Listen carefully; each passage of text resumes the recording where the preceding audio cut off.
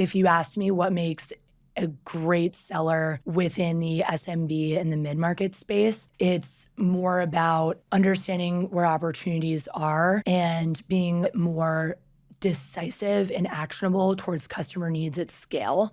The common answer would be you have to be a listener. I think it's a very surface level default instinct for people to perceive salespeople as talkers. I think that the best salespeople I've ever worked with listen more than they talk. And that all ties back into the commitment for genuinely understanding what the customer needs. You're not going to be an effective salesperson unless you can deeply internalize that.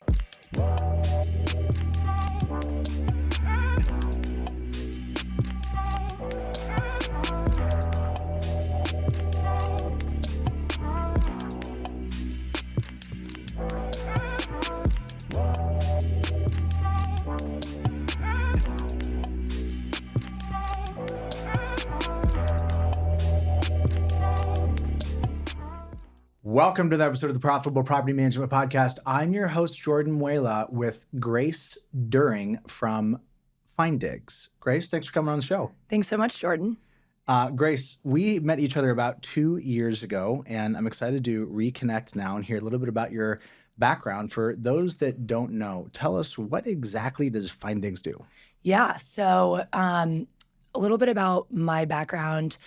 I joined the Findigs team 2 years ago because I was really inspired by the commitment to the renter experience, even as a much earlier stage product than where we are now.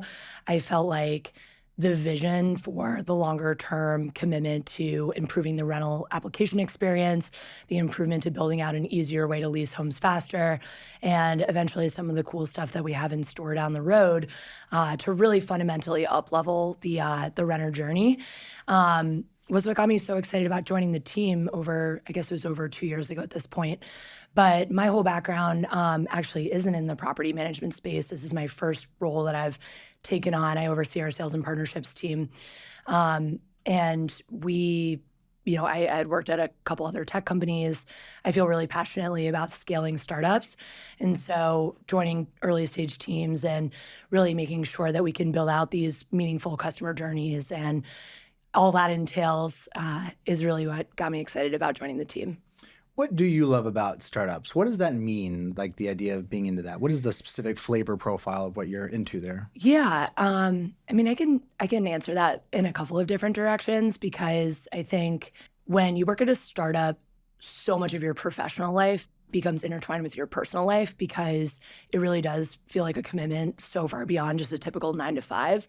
When you're at a relatively early stage company, whether that means fewer than 10 people, fewer than 50 people, fewer than 100 people, whatever the concept of startup kind of means to you. People have different risk tolerances and different, propensities for chaos. But when I think about startups, I think about just this absolutely massive challenge to go tackle and a relatively clean slate with not a ton of blueprint to be able to go execute. So having a really clear vision on what the end goal for Findigs, it's fundamentally improving the renter journey, and that experience entails a lot. And so you can interpret it in a lot of different ways as you go through the entire process of building out all the different functionality to improve the rental application, to improve the leasing process. But with the blank state of a startup, I think really hiring the right people and bringing on a good mix of thinkers and big picture, dreamers, mixed with executors. And if you're lucky, you can get a rare combination of both in one person, is really what working in a startup means for me. Jason Lemkin is known for saying that the first 50 people at any given startup need to be pirates and romantics. What do you make up about the profile of those early team members as opposed to team members 200 through 400? Yeah, every single person that I work with is so excited by the challenge of the unknown. I feel like big project we've been working on is up-leveling our recruiting process and the way that we onboard new employees to the company. And one of the things that I am very clear on when I'm interviewing candidates is that you have to be excited by the chaos of not knowing an answer. I think it's really hard for people, especially people who come from the 100 to 400 person company stage, to feel like they don't know an answer to something. And so what I find is incredibly characteristic of those earliest employees is that they're very comfortable with that uncertainty. They feel okay saying, no, I actually don't know the answer to what you're asking me. They're okay having that honesty and respect with their colleagues and from my perspective, hopefully their customers with what's doable, what's not doable, and where we're going to be able to bend over backwards to get stuff done, and where we're going to have to draw a hard line at, no, not right now, but if it's important, we can commit to a future vision for it. So I guess that's a long way of saying you have to be really resilient and you have to be really comfortable with uncertainty. I want to talk about the identity of sports team versus family. Two really different opinionated ways of viewing and thinking about a company. Where do you fall on that metaphor? Yeah, I try not to fall into that. I know it's become a little bit of a trope to say, our company is like a family. I view them very differently. I definitely fall more into the sports team metaphor.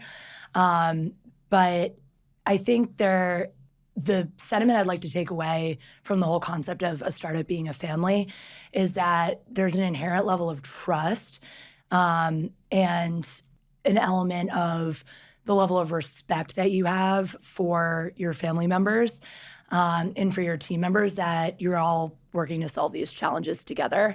I think with sports teams, I like that metaphor better because there's clear goals, there's clear objectives, and maybe some of the complications that the family metaphor would imply are a little bit less intertwined with the sports metaphor. I think that however way you perceive it, the bottom line is you are not treating your colleagues at a startup the same way that you would maybe treat colleagues at a larger organization. You really have to be in the trenches. And I have to trust that if I need something from one of my colleagues to hold up on a commitment for a customer, or something that maybe we haven't committed to but would be really meaningful to improve the customer experience, then I have to trust that if I'm going to go talk to our engineering and our product team and say, hey, look, I know this wasn't part of the original scope, what's doable? I have to trust that if they say, I can free up some time, free up some resources, we're going to have to shift other priorities, that they understand it's important. And I can also trust that if they say, look, no, I can't commit to this right now, but I can be clear on when I can deliver, that they're actually being true to their word. Whereas I think larger companies can maybe get a little more political and corporate, and the startup culture is very trusting that everyone is operating in the same direction, rowing the boat on the same team, but you're not necessarily having any sort of ulterior motive. Everyone's headed in the right direction. I think the more shallow view or the difference in more shallow analysis of those two options between a family versus a sports team is that at first glance, the family looks like the orientation is care. I mean, that is what family is, right? Like unconditional love, for example. That's a beautiful thing to see in a family setting. In a company kind of setting, that could be a one-way ticket to tolerating non-performance. Whereas by contrast, looking at the sports team metaphor, that can feel cutthroat to some people, particularly if you don't have any kind of sports background, and the idea of competing, or let's say, for example, upgrading talent, that can feel really threatening to some people. If you're on a sports team chasing a championship, it is obvious that that is what you do. Then the question becomes, can we also have care for human beings in that context, or is that necessarily heartless? My experience is that when you're cultivating talent and you're really committed to it, it is not a transactional, here today, you did good today, but now you're gone. That doesn't scale. That's not efficient. Yeah. That's massively costly for morale, et cetera. How do you think about how being oriented on performance and high performance incorporates real, genuine care for team members? Yeah. So before I answer that question, I actually, when you were just sharing your thoughts on the sports versus family metaphor, the word choice popped into my mind. You don't have a choice to be a part of your family, but you have a choice to be a part of a sports team. And I think that is something that people have to respect very deeply. It is extremely possible for the most talented, the most, intellectual, the most capable employees to just get up and walk away and take their talents elsewhere, similarly with a sports team.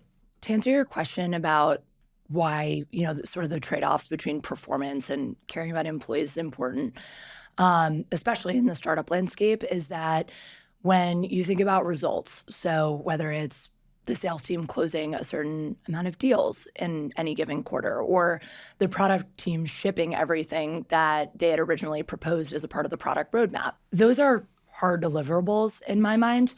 But the concept of treating your people right and caring about employees and having that inherent sense of trust is that at the end of the day, we're not robots. Everyone has things going on in their personal life outside of work. Everyone has different levels of, how they view their work-life balance and their trade-offs there. And so caring about your employees is respecting that even if goals, are not being hit or any of those tangible results are, it's all work in progress. It's all the steps that you have to take to get up to those tangible results.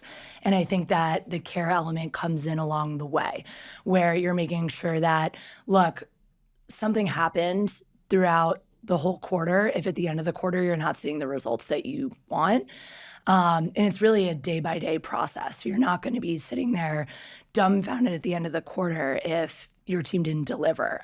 From a managerial perspective, and even just working closely with colleagues, you want to make sure that everyone is hitting metrics along the way. And those I feel like are almost softer day-to-day repetitions that lead up to these giant goals. So there's no big surprises. People are clear where they stand all along the way. Yeah, and I think that's the kindest thing you can do for someone is just give feedback. And it is never a surprise to me when a top performer excels and hits all the goals because I saw the work that went into that. And with weekly one-on-ones or even just the general feedback loop that tends to exist with the Findigs company culture, it doesn't feel like a lot of surprises really show up because we all genuinely care about receiving feedback as a gift and giving feedback as a gift. Well said. As a sales leader, how do you think about wanting the juice from product, wanting new features, wanting things to push that are going to juice you hitting quota versus removing the agency from your team by being overly reliant on another department who fundamentally they don't oversee and cannot control deliverables and timelines? Yeah, so what it really boils down to is communication. We communicated extensively about communication at our company offsite last week. And I think that being extremely clear on the sales side with our product team about what we're hearing in market, what's resonating with our product, what gaps people are exposing and kind of poking into as something that is going to be core to their goals for the next quarter, 2 quarters, year out, even longer. And then the product team also having that level of honesty with the sales team. Hey, look, we had this amazing roadmap. We resourced the engineers accordingly. We're ready to start shipping. And then this curveball that we didn't expect from one of our enterprise customers came in, and we had to shift priorities so that we can build something else. Having those consistent updates and really, really open lines of communication to keep everyone honest is just how we operate. And I think it's the best way to go about things because as a salesperson, especially someone at an early stage company where, you come to these conferences and it's very, very clear if there's trust, respect, and people are willing to spread the good word about your company or not. And what we feel like is if our sales team is going out making promises about capabilities that we don't have or aren't close to being able to deliver on from a product standpoint, then that just devalues our brand reputation, and it reduces the level of integrity that anyone on our product team would feel about how we're perceived. And so conversely, if you're on the product team and you say we can't do this, we can't do this, we can't do this, then the sales team is going to feel really hamstrung about all the no's. So our product leaders are phenomenal, and they're very transparent about what we can deliver, what we can't deliver, and if we reprioritize things, what that looks like. When you think about where you're headed in your career, at the initial outset, you communicated a lot of passion about this specific use case, this set of problems that this company is oriented around, and I want to hear some more about that. But I also think when you articulate a passion in startups, that is somewhat generic. That is to say, if you weren't, well, when you weren't here previously, you were at other companies, and at some point you may be somewhere else in the future. What generically do you look for as the compelling proposition that that compels you and gives you the confidence to put your time and reputation pushing something into the market? Yeah, it's a great question. I care because my career, I've worked in advertising, I've worked in e-commerce. I'm now extremely happy in the property management space, so don't expect to go, I've been just to pause for a second, I've been just blown away spending the last 2 years working and getting so deep in the property management space because I feel like a lot of trust and the sense of community that exists, especially in single family, makes me feel very much like this is a long-term space for me. Lovely. I appreciate that most property management folks are salespeople themselves. You constantly have to be working hard to uphold your brand reputation. You constantly have to be working to become attractive to future tenants. You have to really be working hard to establish these relationships in the industry because so much of the tech stack in property management hinges on being able to partner successfully with other companies, either up funnel or down funnel. And so I really enjoy this space a lot. But when it comes to the way that I think about startups and the types of companies that I look for are really the big picture vision, and the meaningful impact to the experience. So with Findigs, for example, our commitment to the renter's experience was something that I felt like was one of the most important challenges, from a socioeconomic perspective Housing. in this country. Yeah. And I didn't feel like it was not to, come across as, potentially devaluing other industries or other companies, but I didn't feel like working anywhere that was a little widget as a part of a larger picture. Blockchain for dog walking wasn't as compelling. Wasn't interested in blockchain for dog walking. I really wanted to solve something that felt extremely important. And I love how decisive our team has been in choosing our values. One of them is build for every renter. And I felt like that core value for the market we're able to service now would be able to grow with the market we're able to service in 5 years and service in 10 years. And that felt to me like the trajectory of a startup that I wanted to join and somewhere that I wanted to stay and somewhere an industry I wanted to be in long term. So tell me more. What was broken about the baseline experience? And what pain had you experienced firsthand personally? Yeah, so I have lived in 7 different apartments over the last decade.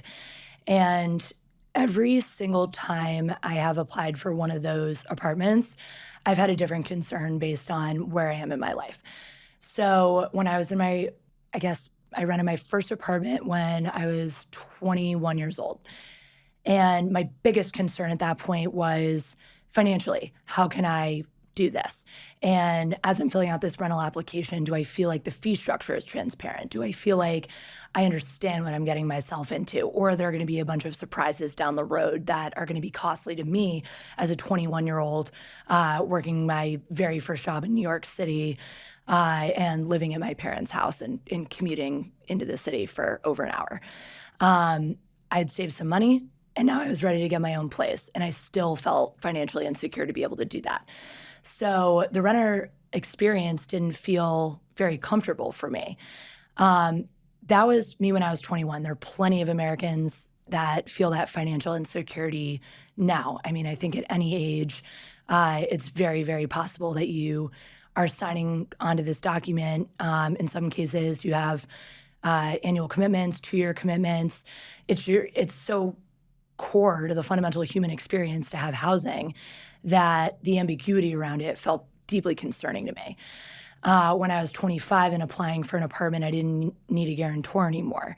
But I was really concerned with, I don't have this guarantor. What is potentially the liability meaning for me from a legal standpoint? What if I was living in New York at the time? What if I wanted to move to California, which I ended up doing? I had to understand what flexibility I had as a part of my lease. And when I was going through the renter application, I didn't feel like any of that was transparent. When I moved to San Francisco and I had to apply for a lease in the incredibly competitive housing market there, I didn't understand where I would stand in the process. Didn't feel like tenant qualifications were clear. I didn't understand what I was going to be up against. So throughout every single personal experience that I've had, I just had different concerns. And when I think about Findigs and the renter experience that we provide, we work really closely with the property management company to customize and convey whatever data and information is going to be good for the property management company, but also in compliance with fair housing, and take all of that and convey into a really, really good applicant experience so that no matter where you are in your life and what's top of mind for you, you're going to feel comfortable with the process. And we take the fact that we pretty much sit at the top of the funnel very, very seriously. In a lot of cases, we're the very first touch point that a renter has with the property management company. So we don't take that for granted at all. We want everyone to feel extremely, good about it. Another important thing, when I was applying for my most recent lease, I started to have a lot of very serious security concerns. I'm at the point now where I don't want to be sending all my information off. When I was 21, I was less concerned with where my social security number was going. Now I'm thinking, what's going on with our data? And feel like I know too much now about how technology companies operate and the level of compliance and thought that goes into that. I talk about this all the time with our general counsel, and and that's another thing that we convey within the renter experience that I don't think is true of most.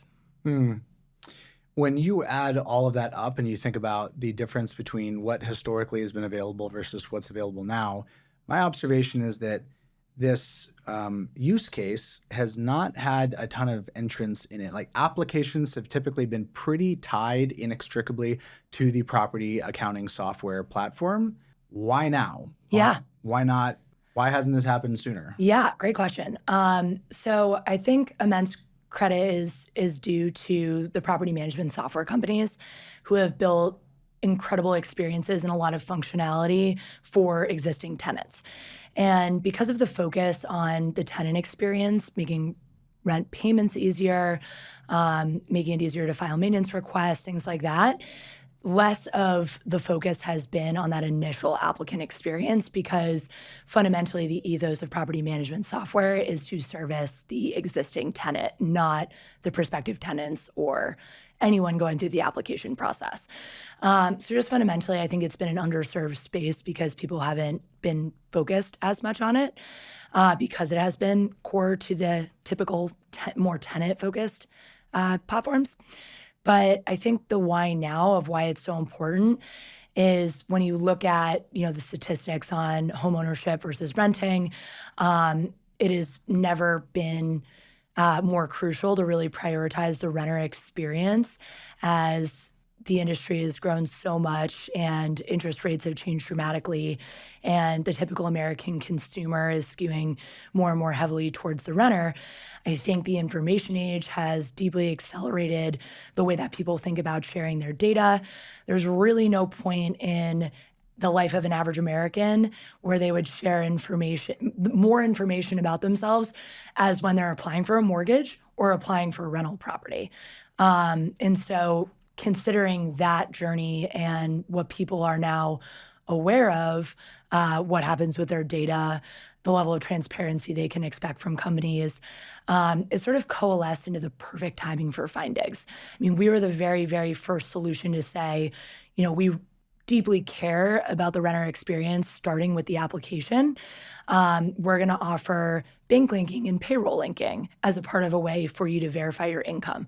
Not only is it significantly more secure than sending a pay stub with your important secure financial information or details that contain PII into some inbox where it's going to sit in perpetuity and You don't know what happens to it. You don't know where it's being shared.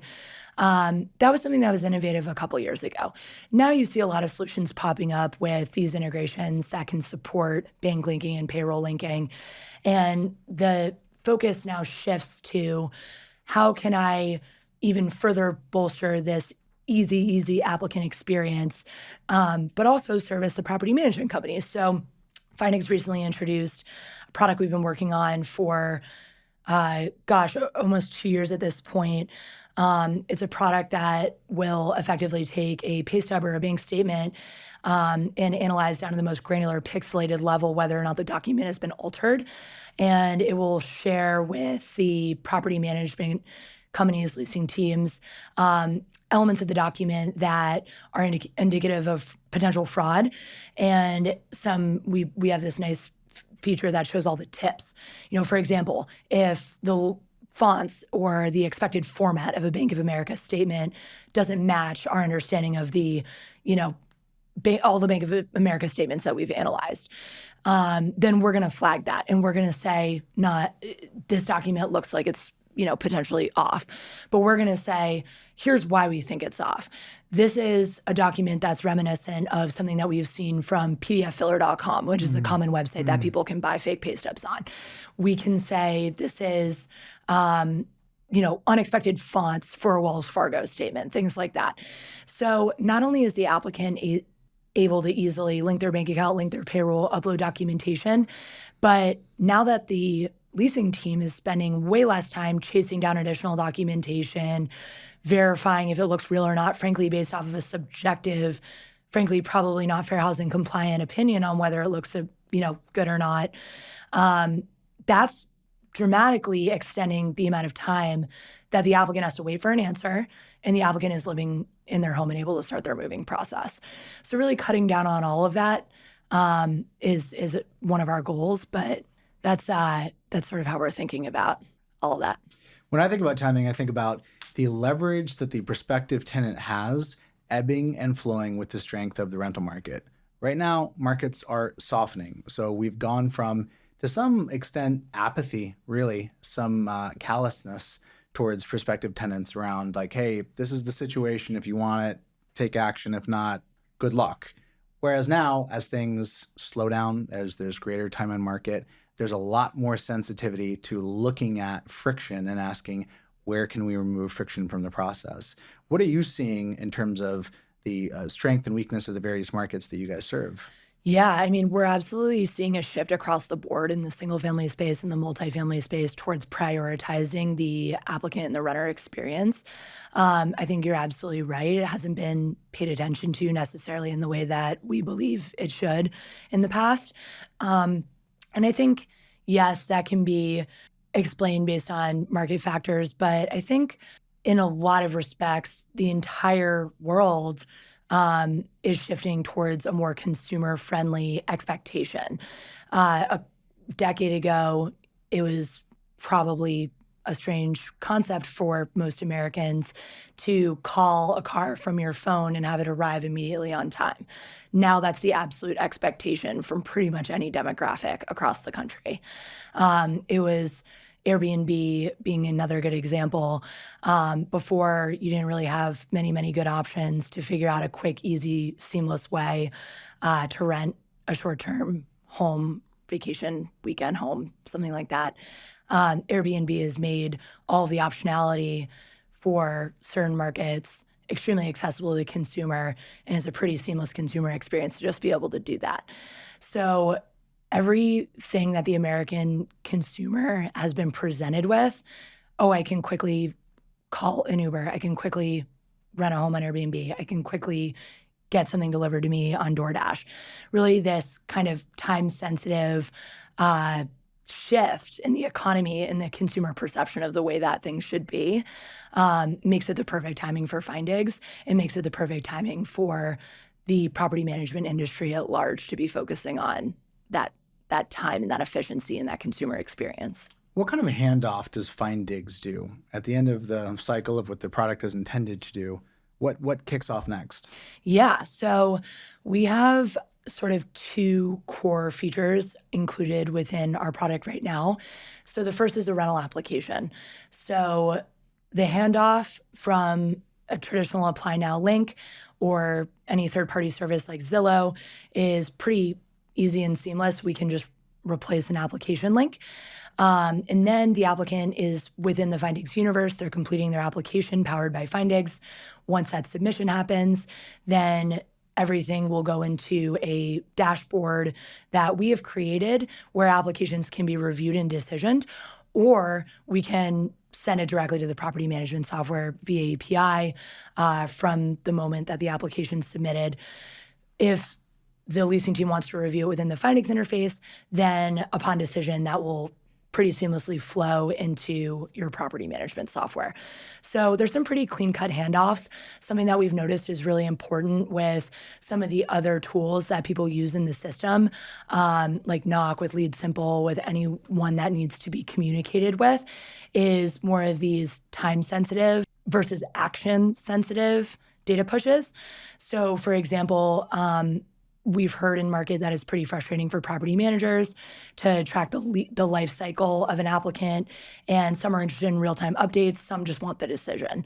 So we can basically structure our product to operate according to when people want their data, and those handoffs can occur at different inflection points. But the most common is when a decision is made or an application is submitted. That's where handoffs occur. Who do you guys have direct integrations with?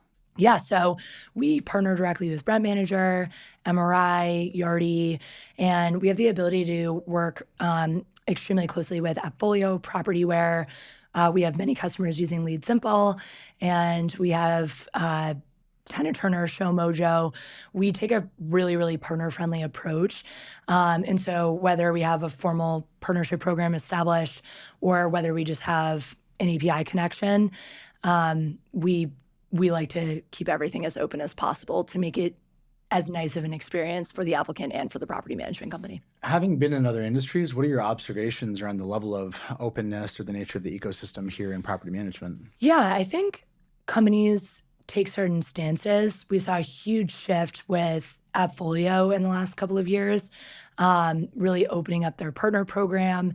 And I think that in general, my answer to your question would be on a more company-specific basis. Findigs takes the approach of examining lots of different pieces of software. We, for example, just launched a new ID verification partner called Footprint. Historically, we'd used Persona. And the intention is when we get feedback on product functionality to be able to take a look at other vendors that exist in the space and see what's going to potentially better serve either a specific client or our customer base at large. So we're not trying to, unless something is within our core competency, we're not necessarily trying to build it all in-house and on our own. We believe deeply that rising tides lift all boats, and we don't want to potentially cut ourselves off to a better renter experience or a better experience for the leasing team by not bringing on more partners and more integrations and more vendors. At this point, frankly, it's a question of resourcing. And as we grow our engineering teams and our integrations team, we want to be able to take a really decisive look at, what partners can we potentially bring into our ecosystem, or consequently what ecosystems we can be a part of where we can really bring value and invest. So how do you think the sales function partnering with product to surface feedback that is useful both in terms of the use case, but also potentially market expansion, et cetera? What does that collab between sales and product look like? Yeah, at Findigs, it is like this. We rely extremely heavily, especially on our, I was about to say we rely heavily on our largest customers, but the reality is we have different people that we go to across enterprise, mid-market, and SMB to get the most holistic perspective on who we're building for, what the needs in market are. It's, of course, always going to be a trade-off between listening to your customer and then distilling all of that feedback down across multiple customers in many segments. And using their feedback to test assumptions that we've already made about where the future of our product should be headed.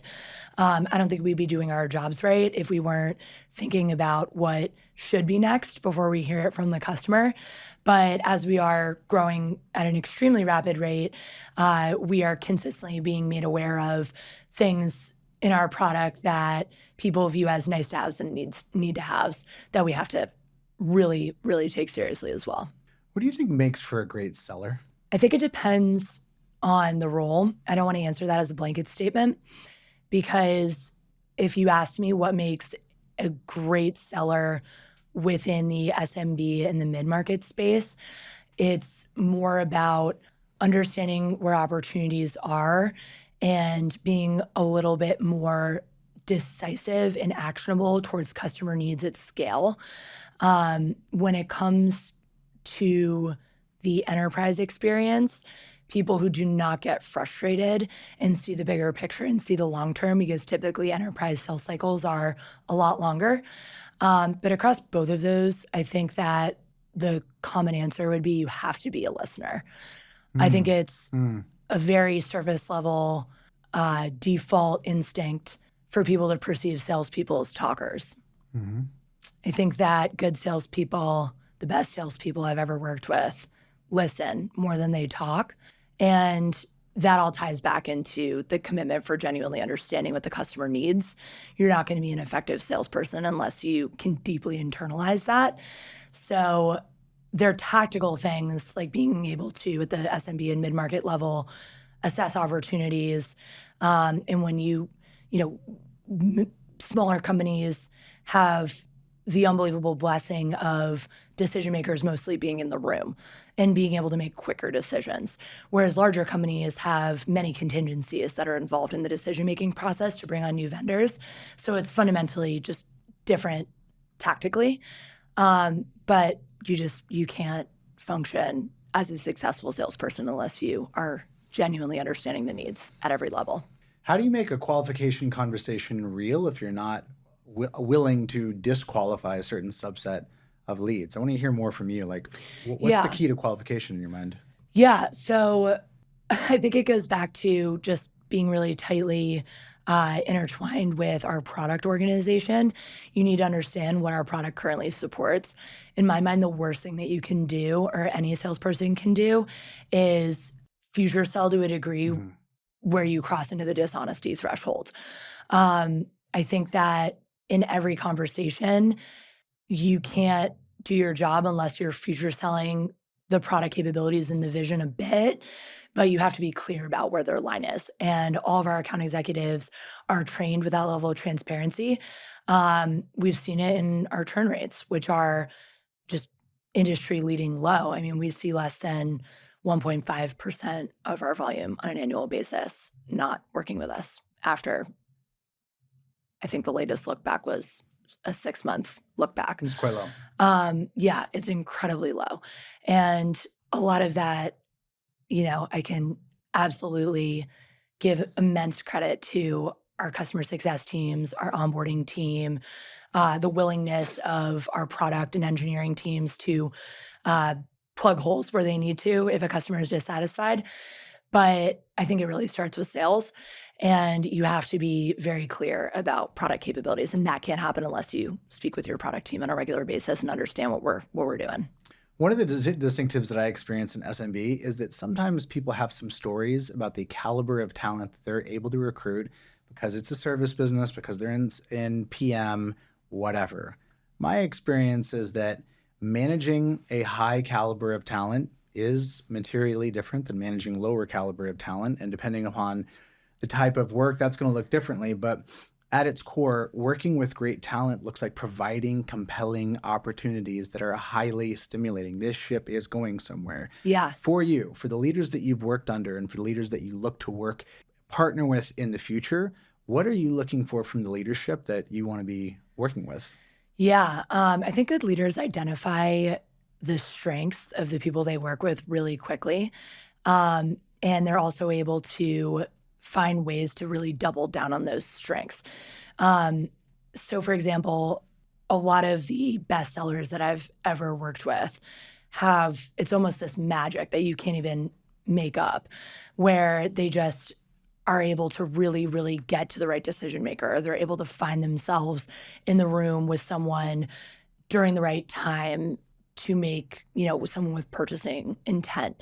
It's this magic that requires a lot of hard work, research, exceptional interpersonal skills. But maybe they're not indexing so high on the organizational component. I was raised by a phenomenal salesperson. My mom, I can't think any other way because I don't know how. My mom is a career sales professional, and everything about my life has been structured to think like a salesperson. If we we're going on vacation that year, it was because mom had a great year. If don't even think about asking for this for Christmas. This was not a great year. I kind of am key to living my life that way. And I I know a lot of these tendencies right off the bat. And so it's really easy for me to spot with a lot of the salespeople that I manage and I work with where their weaknesses are, because I actually already know what to look for. I think that actively training towards those weaknesses while doubling down on the strengths is really what great managers have, is that aptitude of doing that. And I don't want to say work around the gaps or the weaknesses. I'd like to think that everyone I'm coaching towards consistently improving a lot of where people that I manage might have gaps. I think it goes back to feedback. I really like when leaders that I admire who've managed me in the past are really quick and really honest to say, you're phenomenal at this. This word is so cliche, but that your superpower is this. And then they'll say, look, if we can all be honest here. I'll be honest, on a podcast, I have gotten feedback in the past that because I listen so much about the customer experience and the unique pain points that the people that we're selling into and our customers experience, I haven't provided our product teams with as much hard data as they maybe would have liked. Engineering brains think in terms of data. They don't think in terms of these anecdotes or these impassioned customer experiences. And so being able to bridge that gap is a big piece of feedback that I've gotten. And so working with leadership that I really admire that's been honest with me, that says, hey, look, this is an area where I could see you improving. And I think our product team would be way better informed if you were able to say these amazing customer anecdotes and why you're able to look across a broad segment of customers and distill down their experience into actionable things that they've brought to you, but put some data behind it. We need to actually look into the numbers here, and we need to be able to quantify it, because that's how we're looking at the overarching swath of priorities we need to tackle. And I wouldn't have it hurts in the moment when you're like, oh my gosh, I'm sorry I wasn't providing you with some of the answers that you wanted before. But I respect leadership deeply for giving me that feedback instead of it coming around to me later that I wasn't helping a team member or doing something that I needed to do. So really doubling down on those strengths and identifying the weaknesses and having candid conversations is so meaningful from a leadership perspective. Grace, how do you manage and harness some of the manicness and compulsiveness that can make you great and effective, but can also turn dark and destructive? My experience of high performers is there's this drive, and it can be really powerful. Yeah. It's like fire, but you can also light yourself on fire. Yeah. So fortunately, very fortunately, I know I'm lucky to be able to say this, but I haven't encountered that all too much in my career. I've seen and heard it happen in pretty dramatic fashion from other colleagues and other companies. But I do think burnout is real, and it's something that we are really, really cognizant about addressing. High performers hold themselves and the people around them to incredibly high standards.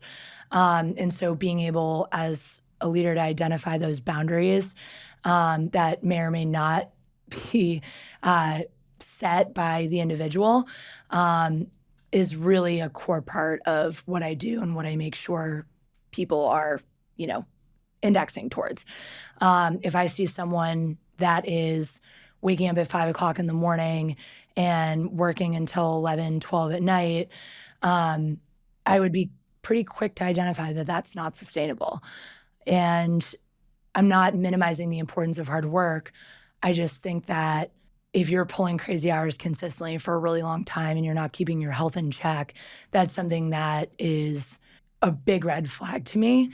And so I don't want anyone to experience that level of burnout on my team. And so I would like to think that we've created a space at our company for people to surface, hey, look, I really am doing too much.